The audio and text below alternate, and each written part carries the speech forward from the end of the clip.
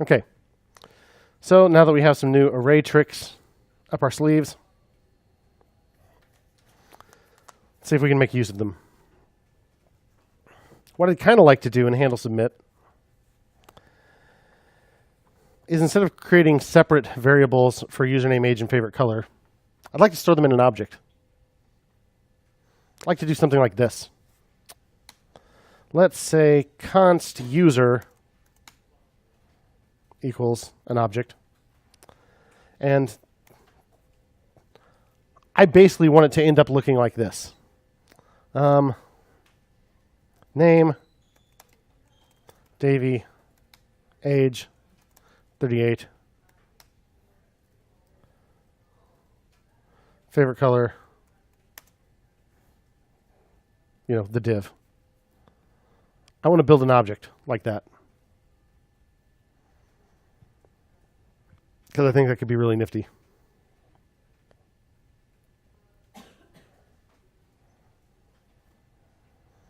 So how about it? So name should be form.username.value. Age should be form.age.value. And favorite color should be render color form favorite color.value. And I'm going to go ahead and put a comma at the end there. Like I said, I like to do that.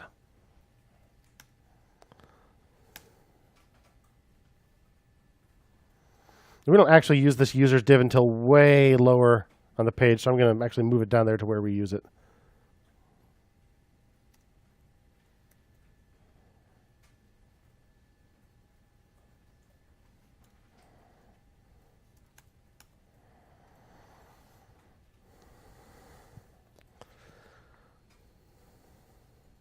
So now,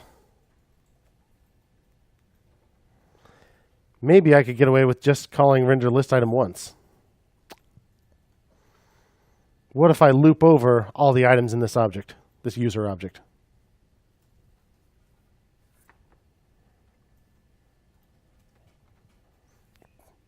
How would I do that?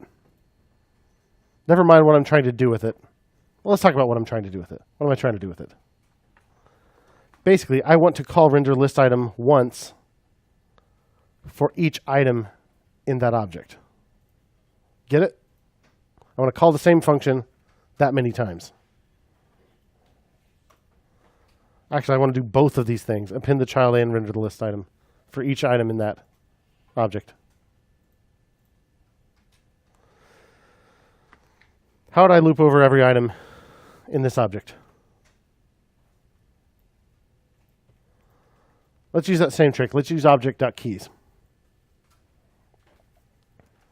So Object.keys, user is the object I'm looping over, right? So that's going to give me an array with the strings name, age, and favorite color.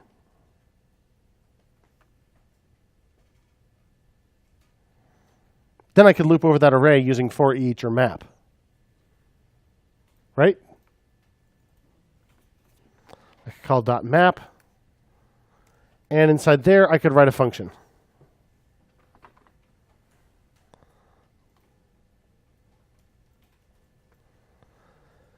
And that function is going to get called for every item in that array, for the string name, for the string age, and for the string favorite color. So I'm going to make sure my function takes an argument. And again, the name that you give the argument doesn't matter. It's going to pass in the same thing either way. It's going to be the item from the array. What are these three things? They're the labels, basically, right? So I'll just name it label so that I know what I'm dealing with inside this function.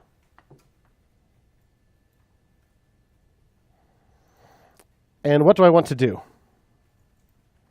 I want to render the list item and I want to append the child, right? Since I'm going to append the child, I should probably have my list already. Let's move this right up here.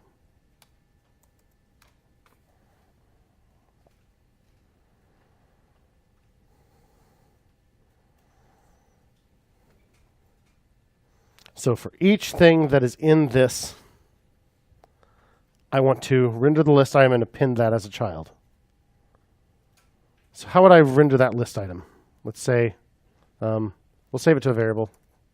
Const item equals render list item what?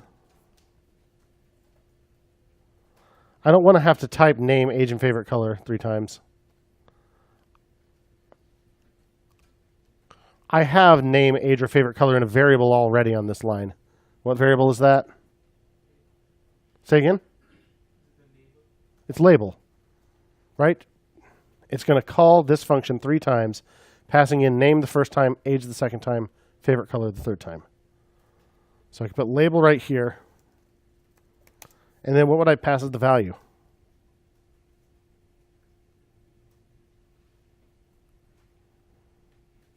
So suppose label is name. Yeah, go ahead.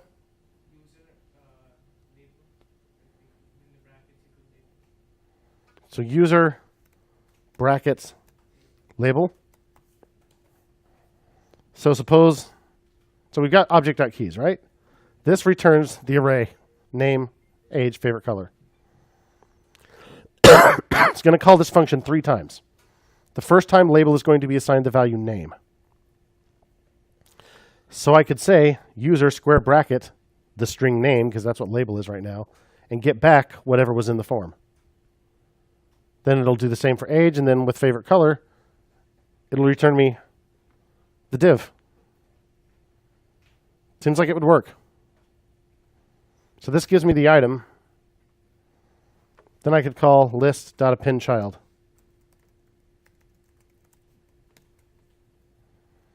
And just add that item to it. And now instead of calling render list item and append child 3 times explicitly, I just loop over something, and I only have to write these 2 lines twice.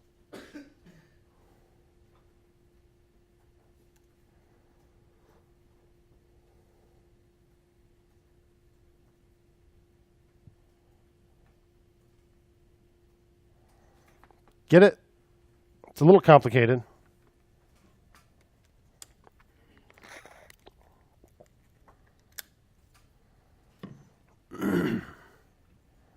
But I like it, yeah. What do you need the Object.keys in front again? Why do I need it? Yeah. So, user, here's an object. And although there are ways of kind of looping over an object, the way I want to do it is just key by key. So Object.keys will take this object and give me an array that looks like this.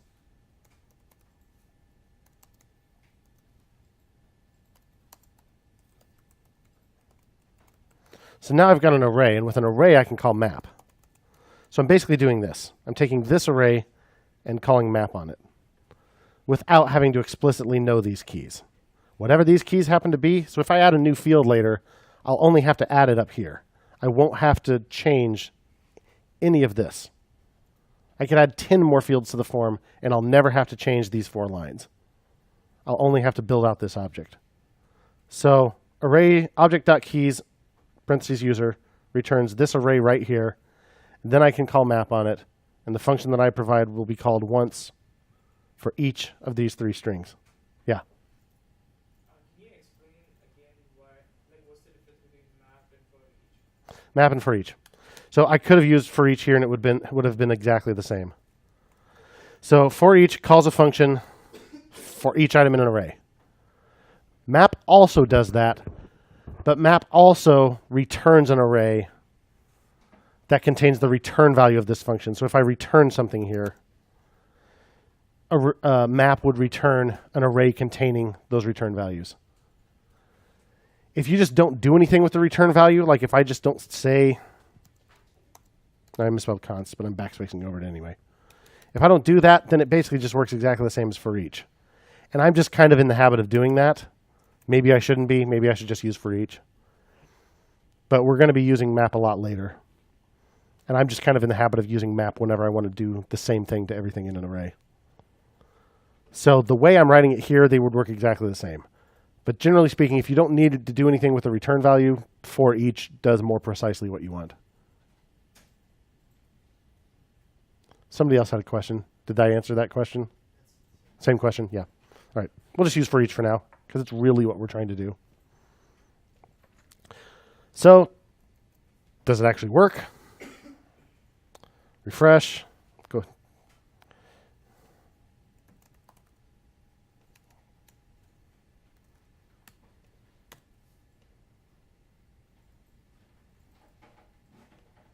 It still worked. Worked exactly like it did before. Only now we're getting fancy with our objects. Yeah, we knew another way to achieve the same thing. So this may seem like a more complicated solution than what we had. I think the resulting code ultimately, once we understand these things, is a little better. And it is more like what we will need to do later. I like the idea of saving all of the things about a user in a single object. That just feels nicer. And yeah, we're saying name, age, and favorite color like this. But these are just strings. So we could actually write them the way we want the labels to appear. Name, age, favorite color with a space in it. Just have to put quotes around them. This is the only one we would have to put quotes around, but if I'm going to put quotes around one of them, it kind of looks nicer to do all of them. Let's check that out. Pooja, oops. 65, ready to retire. Go. There you go.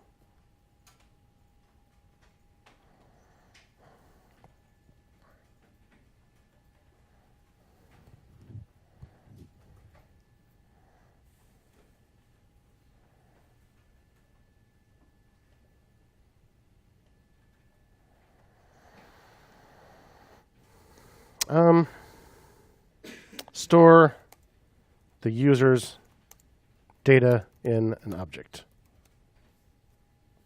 That's really the difference. And we can even push it right from here.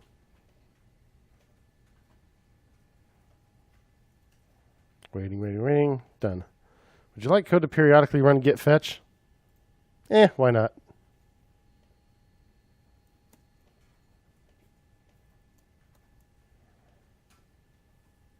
All right.